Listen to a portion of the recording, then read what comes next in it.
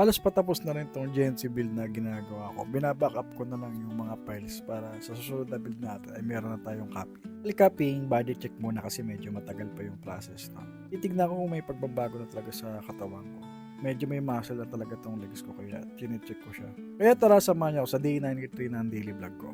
Sold na pala tong 43 inches na marble design. Ready na to for delivery and pickup. May request kasi si client na lalagyan natin ng gulong.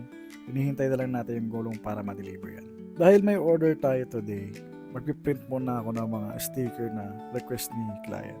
Dito, paubos na pala yung black ink ko. Nire-refillan ko na lang para maging maayos yung output ng image natin. Hindi siya magiging maputa kung kulang yung ink mo.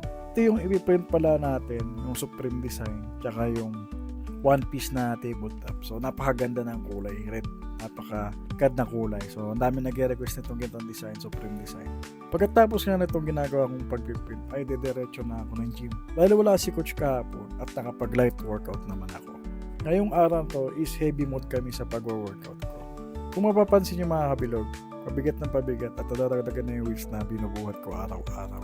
Kasi natin mag-improve, tayo pwede ma-stagnant dun sa workout na ginagawa natin. Dati 5 kilos lang, ngayon 10 kilos. Kung nagagawa mo na yung 10 kilos, next 15 kilos. Kung baga pabigat ng pabigat, the more na nagigain ka ng strength, more din na pabigat ng pabigat yung weights mo.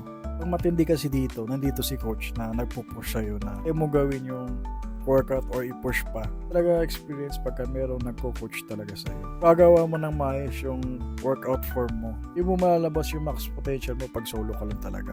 It's better to invest talaga sa instructor or nagko-coach sa'yo. So, hindi ko naman sinasabing lahat na gayahin nyo ako. Na-realize ko kasi is kung mag-invest ako sa ibang bagay na hindi naman importante, ito is malaking tulong para sa kalusugan ko. Ikakabuti ng kinabukasan ko. Kasi hindi natin masabi kapag hindi healthy yung katawan natin. Hindi tayong tamaan ng mga sakit na hindi natin masabi.